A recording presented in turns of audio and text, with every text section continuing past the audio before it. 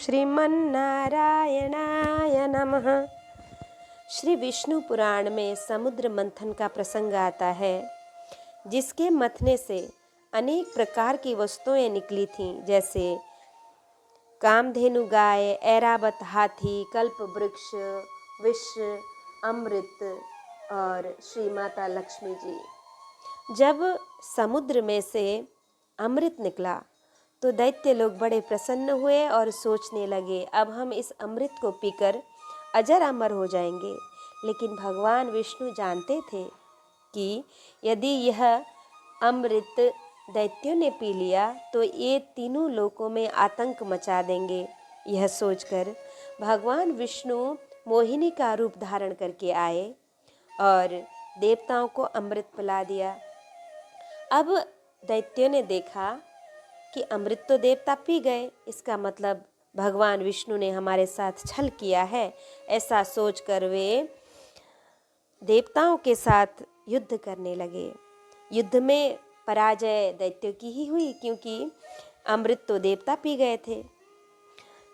अब जब देवता लोग जीत गए, तब उस समय सुंदर दीप्तिशाली भगवान अग्निदेव अत्यंत प्रज्वलित हो उठे और उसी समय से समस्त प्राणियों में धर्म की प्रवृत्ति हो गई और त्रिलोकी की सारी त्रिलोकी श्री संपन्न हो गई और देवताओं में श्रेष्ठ इंद्र भी पुनः श्रीमान हो गए।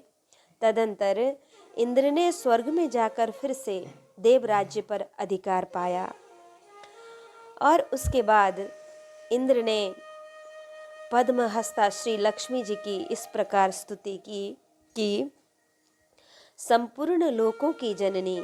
इंद्र बोलते हैं कि हे संपूर्ण लोकों की जननी, विकसित कमल के सदृश नेत्रों वाली भगवान विष्णु के वक्षस्थल में विराजमान कमलोद्भवा श्री लक्ष्मी जी को मैं नमस्कार करता हूँ।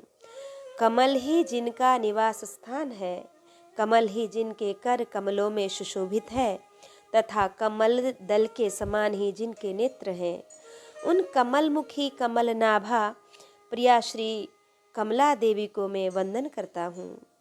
हे देवी, आप सिद्ध हो, स्वधा हो, स्वाहा हो, सुधा हो और त्रिलोकी को पवित्र करने वाली हो, तथा आप ही संध्या, रात्रि, प्रभा, विभूति, मेधा, श्रद्धा और सरस्वती हो।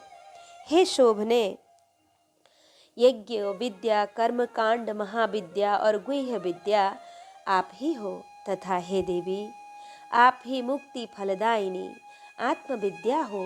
हे देवी, आन्वीक्षिकी, तर्क विद्या, वेद त्रयी वार्ता और तंड नीति आप ही हो। आप ही ने अपने शांत और उग्र रूप से यह समस्त संसार व्यक्त किया हुआ है।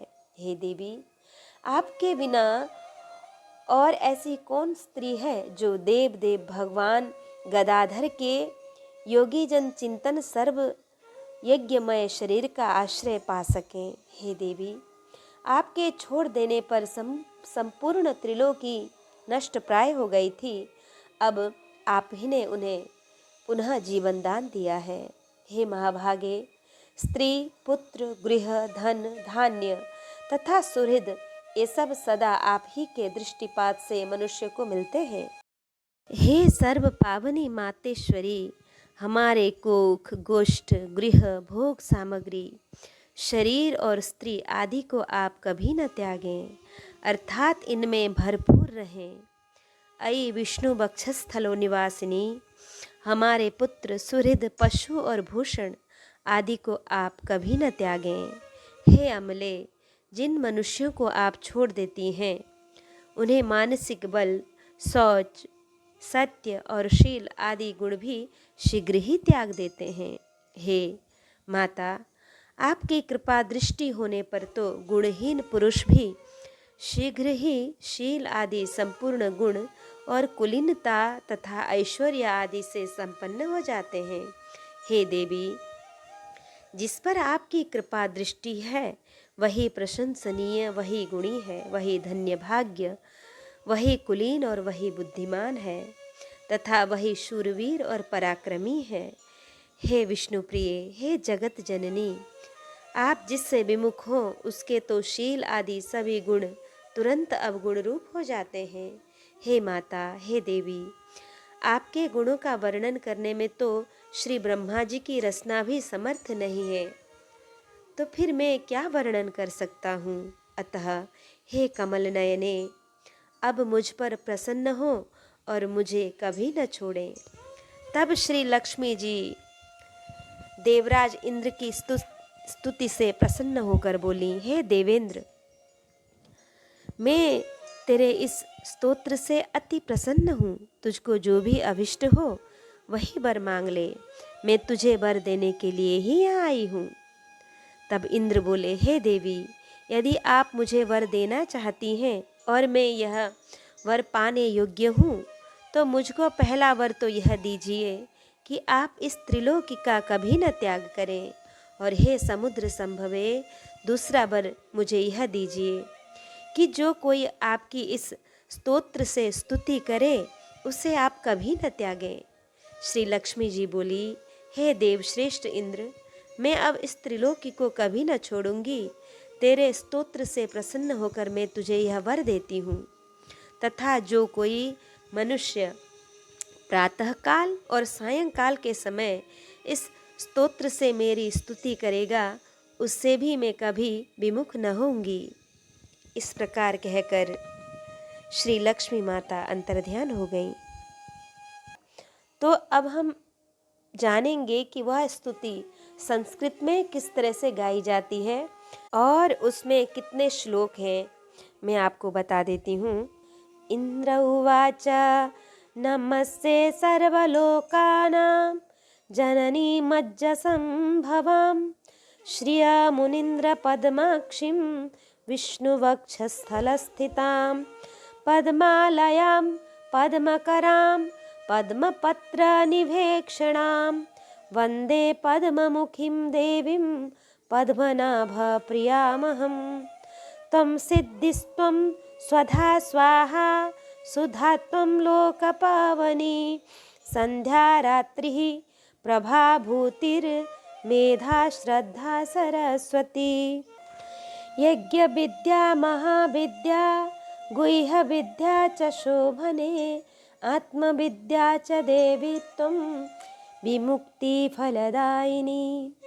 अन्वीक्षिणी त्रयी वार्ता दण्डनीतिस्त्वमेव च सौम्या सौम्यैर्जगद्रूपैस्त्वयैतद्देवि पूरितं। का त्वन्या त्वामृते देवी सर्वयज्ञमयं वपुः अध्यास्ते देवदेवस्य योगी चिन्त्यं गदाभृतः। त्वया देवी परित्यक्तं सकलं भुवनत्रयं विनष्टप्रायमभवत् वयेदानीं समेधितं।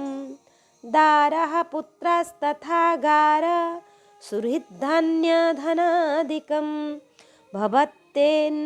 भवत्ते तन्महाभागे नित्यं त्ववीक्षणानृणां।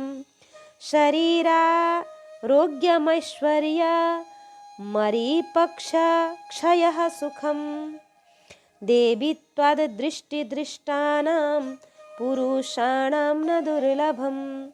त्वं माता सर्वलोकानां देवदेवो हरिपितः त्वयि तद्विष्णुना चाम्ब जगद्व्याप्तं चराचरम्। मानः कोशं तथा गोष्ठं मा गृहं मा परिच्छदं मा शरीरं कलत्रं च त्यजेथा सर्वपावनी। मा पुत्रान् मा सुहृद् वर्गं मा पशून् मा विभूषणं त्यजेथा मम देवस्य विष्णुर्वक्षस्थलालये। सत्त्वेन सत्यशौचाभ्यं तथा शीलादिभिर्गुणैः त्यजन्ते ते नरा सद्यः सन्त्यक्ता ये त्वयामले। त्वया विलोकितः सद्य शीलादैरखिलैर्गुणैः कुलैश्वर्यैश्च युज्यन्ते पुरुषा निर्गुणापि सश्लाघ्य सगुणी धन्यः सकुलीनः सबुद्धिमान् सशुरः स च विक्रान्तो स्त्वया देवि वीक्षितः सद्यो वैगुण्यमायान्ति शीलाध्यासकलागुणः पराङ्मुखी जगद्धात्री यस्यं त्वं विष्णुवल्लभे न ते वर्णयितुं शक्ता गुणाञ्जिह्वापि वेधसः प्रसीद देवी पद्माक्षीं मास्मां त्याक्षी कदाचनः। यह 17 श्लोक हैं। जो भी यह 17 श्लोक हर सुबह शाम संध्या में पाठ